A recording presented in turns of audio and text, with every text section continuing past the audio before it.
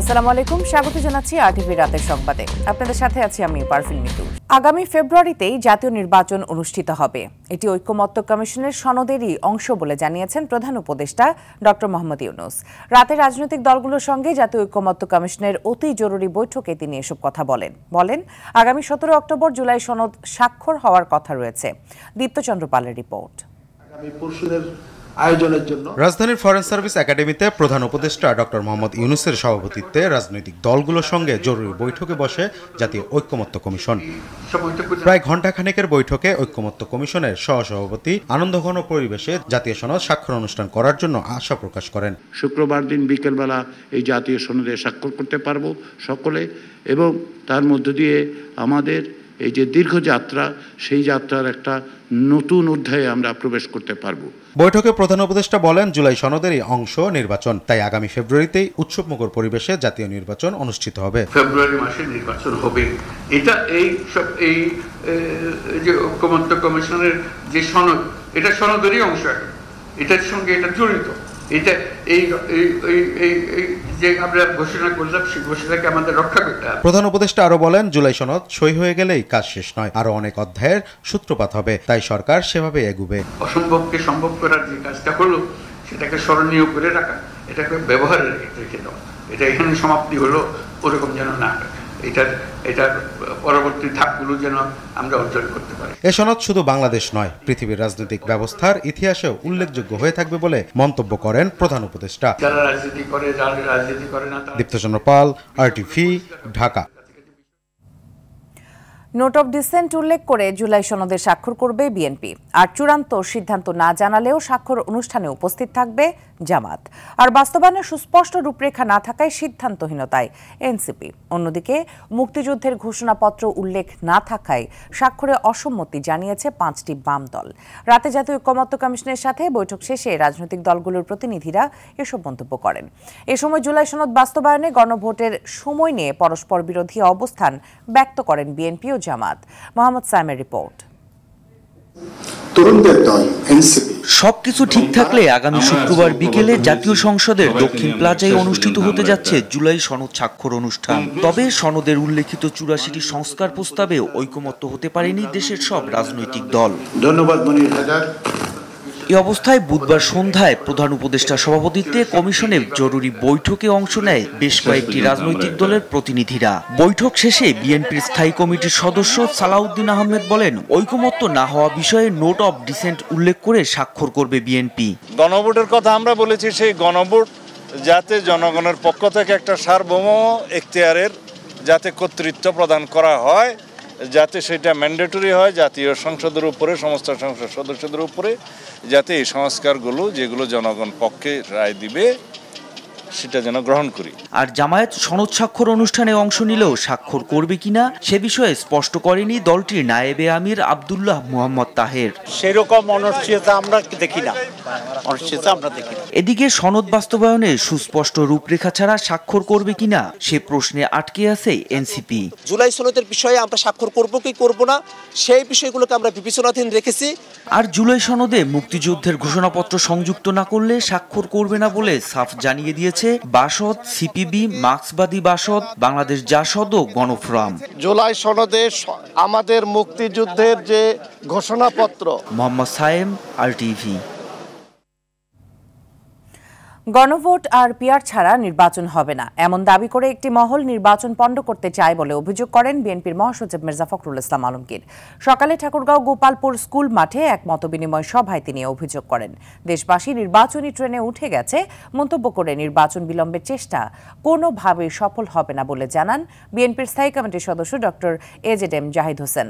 দিনাজপুরের বিরামপুরে এক কর্মী সভায় তিনি এসব কথা জানান। খান আলমিনের রিপোর্টে থাকছে বিস্তারিত। ঠাকুরগাঁও গোপালপুর স্কুল মাঠে দলীয় নেতাকর্মীদের সাথে মতবিনিময় সভায় যোগ দেন বিএনপি মহাসচিব মির্জা ফখরুল ইসলাম আলমগীর। এ সময় তিনি বলেন, দেশের জনগণ পিআর বোঝে না, পিআর নিয়ে তর্ক বিতর্ক সংসদে গিয়ে হবে। আরো বলেন, গণভোট আর পিআর ছাড়া নির্বাচন হবে না এমন দাবি নির্বাচন পণ্ড করারই ষড়যন্ত্র। উদ্দেশ্যটা ভালো না, নির্বাচনটাকে পণ্ড করতে চায়। এখন আর বিভাজন সৃষ্টি করবেন না, এখন আর বিভিন্ন রকম দাবি দাওয়া শুনে যে গণভোট হবে নাহলে হবে নি, পিয়ার হতে হবে, না হলে ভোট হবে না। এই পিয়ারটা বুঝেন তারা বলেন না, আমরা এখানে শিক্ষিত মা বোনেরও আছে, কেউ পিয়ার বুঝেন। দিনাজপুরের বিরামপুরে কর্মী সভায় যোগ দিয়ে বিএনপির স্থায়ী কমিটির সদস্য ডাক্তার AZM জাহিদ হোসেন বলেন, দেশের মানুষ নির্বাচনী ট্রেনে উঠে গেছে, নির্বাচন বিলম্বের চেষ্টা ব্যর্থ হবে। আপনাদের কার্যক্রমকে অবলোকন করছে, কোন অবস্থাতেই ভাববেন না যে মানুষ জেগে জেগে ঘুমাচ্ছে। জাতীয় প্রেস ক্লাবের সামনে এক প্রতিবাদ সভায় বিএনপির ভাইস চেয়ারম্যান শামসুজ্জামান দুদু জামায়াতের নায়েবে আমির সৈয়দ আব্দুল্লাহ মোহাম্মদ তাহের অন্তর্বর্তী সরকারকে ব্ল্যাকমেল করছে বলে মন্তব্য করেন। তারা সরকারের অভ্যন্তরীণ কিছু কথা উল্লেখ করে বলেছেন প্রয়োজনে তা ফাঁস করবে।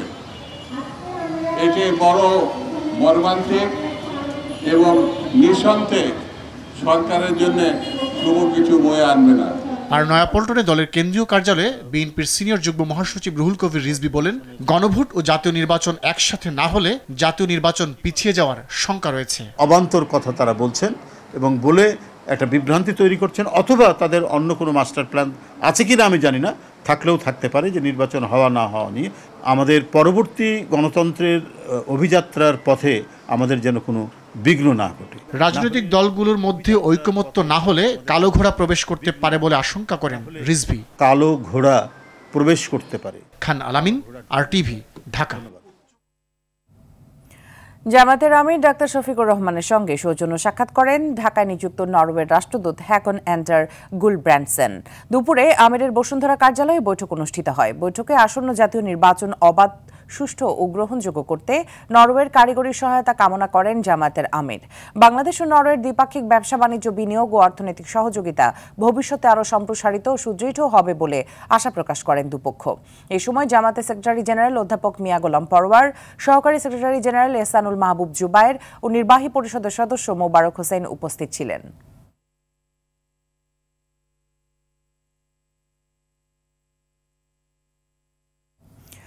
3 দফা আন্দোলনের চতুর্থ দিন শেষে আগামীকাল যমুনা ঘেরাওয়ের হুঁশিয়ারি দিয়ে শাহবাগ ছাড়লেন এমপিওভুক্ত শিক্ষকরা। প্রায় 2.5 ঘন্টা অবরোধের পর 4:45টার দিকে শাহবাগ মোড় থেকে মিছিল নিয়ে কেন্দ্রীয় শহীদ মিনারের দিকে যান তারা।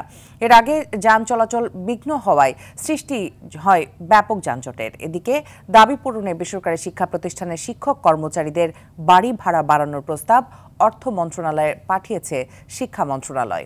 আরও জানাচ্ছেন শাকিলা করিম।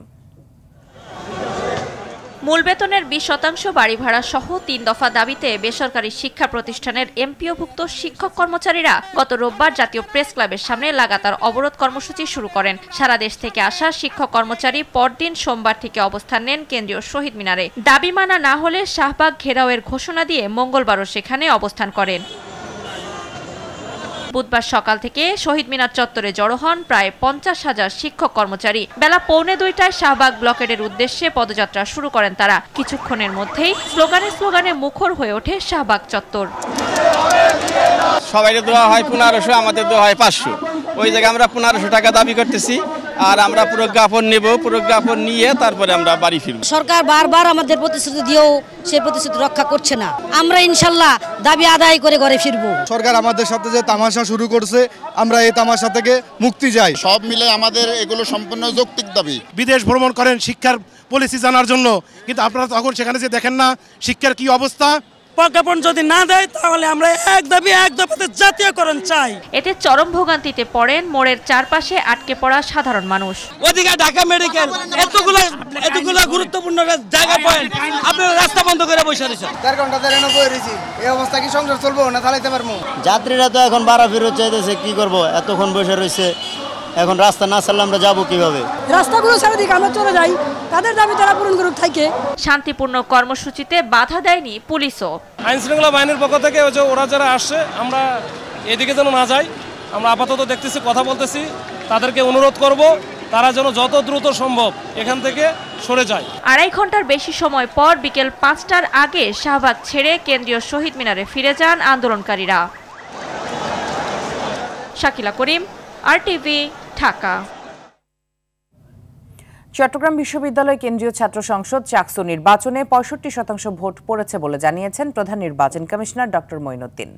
চলছে বিভিন্ন পদে ভোট সংখ্যা গণনা। এর আগে সকাল থেকে উৎসব মুখর পরিবেশে ভোট দেন শিক্ষার্থীরা। চট্টগ্রাম থেকে সাইফুল মাহমুদ ও ইয়াসিন রানা সোহেলের তথ্যচিত্রে জানাচ্ছেন নাদিরা সুলতানা। ৩৫ বছর পর আয়োজিত চাকসু, হল সংসদ ও সিনেট প্রতিনিধি নির্বাচন ঘিরে শুরু থেকে শান্তিপূর্ণ উৎসব মুখর পরিবেশ বিরাজ করে চট্টগ্রাম বিশ্ববিদ্যালয়ে। সকাল ৯টা থেকে বিশ্ববিদ্যালয়ের বিভিন্ন অনুষদে ভোট দেন শিক্ষার্থীরা, যা চলে বিকেল ৪টা পর্যন্ত। মুখর একটা নির্বাচন হবে, আমি আশা করছি সবাই আসবে, কজ এতদিন পরে যেহেতু আমাদের চাকসু নির্বাচন হচ্ছে, আমরা খুবই এক্সাইটেড দেখার জন্য যে কি হয়। আমিও চাই নির্বাচন সুষ্ঠুভাবে হোক, আর সবাই প্রত্যাশা করতেছি আর কি। আমরা সবাই আশাবাদী যে সুষ্ঠু হবে এবং কোনো প্রকার ঝামেলা হবে না। প্রচারণা খুব ভালো লেগেছে, আশা করি সবাই ভোট দিতে আসবে এবং খুব সুষ্ঠুভাবে ভোট সম্পন্ন হবে। যেই প্রার্থী ডিজার্ভ করে এবং যাকে সবাই আমরা ভোট দিচ্ছি সেই যাতে জিতে। এদিকে ভোট দিতে এসে ছাত্রদল সমর্থিত ভিপি প্রার্থী অমোচনীয় কালি না দেয়া জাল ভোট নিয়ে শঙ্কা প্রকাশ করেন। আমরা নির্বাচন কমিশনারকে বারবার বলেছিলাম যেন এমন কালি দেওয়া হয় যাতে একজন ভোটার একাধিক ভোট প্রয়োগ করতে না পারে, কিন্তু আমি এই মাত্র ভোট দিয়ে বেরোলাম, কিন্তু আমার হাতে কোনো কালি নেই। আর ভোট গ্রহণের ধীরগতির কথা বললেও সুষ্ঠু হলে মেনে নেওয়ার কথা জানান শিবির সমর্থিত প্রার্থী। আমরা কয়েকটি জায়গায় শুনেছি ভোটের গতি একটু ধীর গতি। ভোট সুন্দর, সুষ্ঠু এবং নিরপেক্ষ যদি ভোট হয়, আমরা ফলাফল মেনে নিয়ে যারাই বিজয়ী হবে আমরা তাদের সাথে কাঁধে কাঁধ মিলে কাজ করব ইনশাআল্লাহ। ভোট নিয়ে নিজেদের প্রত্যাশার কথা তুলে ধরেন অন্য প্রার্থীরাও।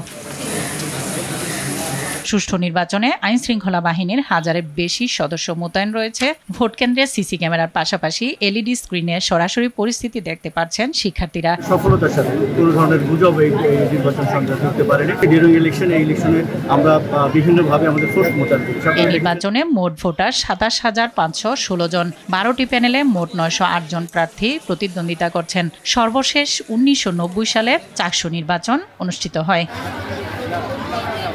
নাদিরা সুলতানা, RTV। নির্বাচনের সব প্রস্তুতির পাশাপাশি অবাধ ও নিরপেক্ষ ভোট গ্রহণে সবার সহযোগিতা চেয়েছেন রাজশাহী বিশ্ববিদ্যালয়ের রাকসুর প্রধান নির্বাচন কমিশনার অধ্যাপক নজরুল ইসলাম। দুপুরে সিনেট ভবনে নির্বাচনের সর্বশেষ পরিস্থিতি নিয়ে সংবাদ সম্মেলনে তিনি আহ্বান জানান। এদিকে নির্বাচনে সার্বিক নিরাপত্তা ও আইন শৃঙ্খলা পরিস্থিতি স্বাভাবিক রাখতে প্যারেড ব্রিফিং অনুষ্ঠিত হয়েছে। এ সময় মহানগর পুলিশ কমিশনার নির্বাচনের সর্বোচ্চ পেশাদারিত্বের সঙ্গে আইন শৃঙ্খলা রক্ষায় বাহিনীকে দায়িত্ব পালনের আহ্বান জানান। নির্বাচন ঘিরে ক্যাম্পাসে চলাচল সীমিত করার পাশাপাশি নিরাপত্তা জোরদার করেছে প্রশাসন। 35 বছর পর আগামীকাল ভোট গ্রহণ অনুষ্ঠিত হবে।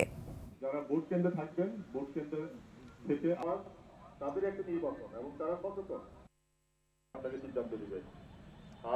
আইন শৃঙ্খলা অবনতির আমরা আশঙ্কা করছি না, তারপরেও যদি কোনো মহল চেষ্টা করে আমরা কিন্তু সেটাকে কঠোরভাবে আমরা ব্যবস্থা নিব। আমরা কিন্তু আইন প্রয়োগের ক্ষেত্রে আমরা কোনো ছাড় দিব না। বড় অবস্থাতে ভোটারের সংখ্যা অতিরিক্ত কিংবা ভোটারের সংখ্যা কম ব্যালট পেপার ছাপানোর কোনো আইন পৃথিবীতে নেই। আপনারা আমাদের উপর আস্থা রাখুন, আমরা তাদের উপর আস্থা রেখেছি এবং আমাদের যে বিশেষজ্ঞ প্যানেল আছে সেই বিশেষজ্ঞ প্যানেল এর রাষ্ট্রীয় নির্বাচনকে আশা করি আপনাদের সামনে একেবারেই দিনের আলোকের মতো স্পষ্ট করে উপস্থাপন করতে পারে। একদিন পর নিয়ন্ত্রণে এসেছে রাজধানীর মিরপুরে কেমিক্যাল গুদামে লাগা আগুন। ঘটনাস্থল পরিদর্শন করেছে বুয়েটের বিশেষজ্ঞ দল ও সমাজ কল্যাণ উপদেষ্টা। এদিকে নিহতের স্বজনদের আহাজারিতে ভারী হয়ে উঠেছে ঢাকা মেডিকেল। প্রিয়জনের মরদেহ খুঁজে পেতে স্বজনরা ভিড় জমান মর্গে। লাশ শনাক্তে ডিএনএ টেস্টের নমুনা সংগ্রহ করছে পুলিশ। সাকিবুর রহমানকে সঙ্গে নিয়ে রাকিব হাসানের রিপোর্টে থাকছে বিস্তারিত। টানা একদিনের বেশি সময় ধরে জ্বলে মিরপুরের কেমিক্যাল গোডাউন। শুধু ক্লোরিন গ্যাসে নয়, নিখোঁজ স্বজনদের দীর্ঘশ্বাসেও ভারী হচ্ছে মিরপুরের বাতাস। বুধবার সকালেও দেখা যায় কেমিক্যালের গোদাম থেকে ধোঁয়ার কুণ্ডলী। ফায়ার সার্ভিসের হেজমেট টিম কেমিক্যাল গোদামের দিকে প্রবেশ করলে সেখানকার অবস্থা ভয়াবহ হয় ফিরে আসে। কিছুক্ষণ পর আবার চেষ্টা চালিয়ে গোডাউনের দরজা ভাঙতে সক্ষম হয়। প্রচণ্ড ঘন ধোঁয়ার কারণে আগুন নিয়ন্ত্রণে আনতে বেগ পেতে হয় ফায়ার সার্ভিসকে। দীর্ঘ 27 ঘন্টা পর আগুন নিয়ন্ত্রণে আনেন তারা। ঘটনাস্থল পরিদর্শনে এসে সমাজ কল্যাণ উপদেষ্টা জানান, দোষীদের বিরুদ্ধে ব্যবস্থা নিতে প্রয়োজনে আইন পরিবর্তন করা হবে।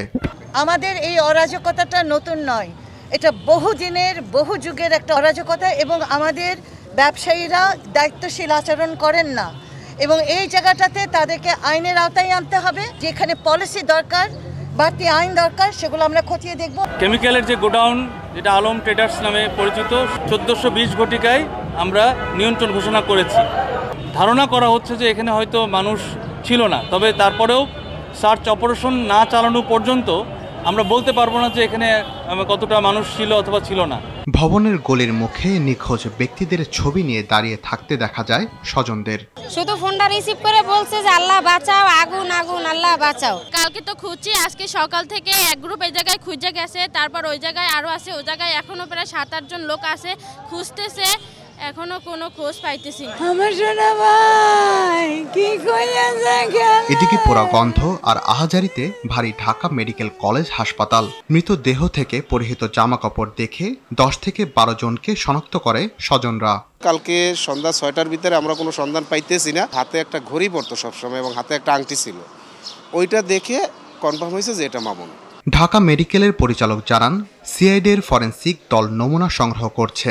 পরিচয় শনাক্ত হলে মরদেহ হস্তান্তর করা হবে। আমরা ডেড বডিগুলোকে প্রিজার্ভ করেছি এবং আমরা চেষ্টা করব যত দ্রুত সম্ভব এগুলো মানে তাদের আত্মীয় স্বজন বা যারা দাবি করছে প্রশাসনের বা পুলিশের সহায়তায় তাদের কাছে হস্তান্তর করবে। কেবল রূপনগরের কেমিক্যাল দুর্ঘটনা নয়, গেল 5 বছরে দেশে অন্তত 7টি বড় রাসায়নিক গুদাম ও কারখানায় আগুনের ঘটনায় প্রাণ ঝরেছে শতাধিক মানুষের। চুরিহাট্টা, সীতাকুণ্ড, রূপগঞ্জ, গাজীপুরের ভয়াবহতার পর সেই তালিকায় নতুন যুক্ত হল মিরপুরের রূপনগর।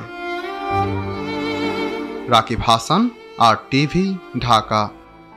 রাজনীতির মাঠে তরুণ প্রজন্মকে জায়গা করে দেওয়ার আহ্বান জানিয়েছেন দেশের জনপ্রিয় শিল্প প্রতিষ্ঠান লাবিব গ্রুপের চেয়ারম্যান ও সিআইপি সালাউদ্দিন আলমগীর রাসেল।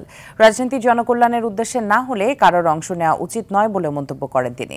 বুধবার বিকেলে টাঙ্গাইলের বাসাইল উপজেলা পরিষদ মাঠে এক সভায় প্রধান অতিথির বক্তব্যে তিনি এসব কথা বলেন। টাঙ্গাইল প্রতিনিধি কামাল হোসেনের পাঠ্য তথ্যচিত্রে বিস্তারিত জানাচ্ছেন সাকিব আল হাসান। দেশের জনপ্রিয় শিল্প প্রতিষ্ঠান লাবিব গ্রুপের চেয়ারম্যান ও সিআইপি সালাউদ্দিন আলমগীর রাসেলের আগমন উপলক্ষে কানায় কানায় ভরে ওঠে টাঙ্গাইলের বাসাইল উপজেলা পরিষদ মাঠ। অনুষ্ঠানে যোগ দিয়ে প্রধান অতিথির বক্তব্যে সালাউদ্দিন আলমগীর রাসেল বলেন, আগামী প্রজন্মকে নেতৃত্বে আনতে জ্যেষ্ঠ রাজনীতিবিদদের জায়গা করে দিতে হবে। পৃথিবীতে সব জায়গায় দেখবেন একটা প্লেন ল্যান্ড করতেছে, সাথে সাথে হয় ফ্লাই করতেছে অথবা ভিতরে ডুবে যাচ্ছে, রানওয়েটা ফাঁকা রাখতেছে ফর নেক্সট এয়ারক্রাফট ফ্লাই করবে অথবা নামবে। তা আমাদের সিনিয়র রাজনীতিবিদরা রানওয়ে থেকে এমন ভাবে ব্লক করে দেয় যে আমাদের যারা যুব সমাজ থেকে ভালো নেতৃত্ব আসবে বা ফিউচার গঠন করবে তাদের লাইফটা ব্লক করে দিচ্ছে। এ সময় ধোঁকার রাজনীতি থেকে সরে আসার আহ্বানও জানান তিনি। ওই রাজনীতি আমাকে টানে না যে রাজনীতি মানুষকে ধোঁকা দেয়, ওই রাজনীতি আমি বিশ্বাস করি না যে রাজনীতি মানুষকে টাকা ইনকাম করায়। বছর জুড়ে রাজনীতিবিদদের পেছনে পড়ে না থেকে তরুণদের অর্থনৈতিক স্বনির্ভরতা অর্জনের পরামর্শ তার। আজকে আধুনিক বিশ্বে ঘরে বসেও কিন্তু ইনকাম করা সম্ভব, তাই না? আউটসোর্সিং, যেটা আমার মনে হয় তরুণ সমাজকে আমরা উদ্বুদ্ধ করবো না যে আমার সাথে 2000 লোকের মোটরসাইকেল র্যালি আজকে হয়েছে, আমি ভবিষ্যতে আসলে এই র্যালি করতে দিব না। সভায় টাঙ্গাইলের বিভিন্ন স্থানের অন্তত 100 মসজিদে 25,000 টাকা করে নগদ অর্থ সহায়তা তুলে দেন তিনি। সাকিব আল হাসান, RTV। টেলিভিশন ও ভিজুয়াল সাংবাদিকদের অবদানের স্বীকৃতি হিসেবে insight award for visual journalist generations সম্মাননা দিল রুশ বাংলা কল্যাণ সংস্থা। সন্ধ্যায় রাজধানীর সেগুনবাগিচায় কচি কাঁচা মিলনায়তনে এ অ্যাওয়ার্ড দেওয়া হয়। অনুষ্ঠানে প্রধান অতিথি ছিলেন RTV head of news Ilias Hossain. রুশ বাংলা কল্যাণ সংস্থার প্রতিষ্ঠাতা চেয়ারম্যান মোহাম্মদ আব্দুল ওয়াহাবের সভাপতিত্বে এতে বিশেষ অতিথি ছিলেন ড্যাফোডিল ইন্টারন্যাশনাল ইউনিভার্সিটির মিডিয়া ও যোগাযোগ বিভাগের সহযোগী অধ্যাপক ডক্টর জামিল খান। দীর্ঘদিন ধরে শিক্ষা, ঐক্য, শান্তি ও মানবতার জন্য কাজ করে আসছে সংস্থাটি।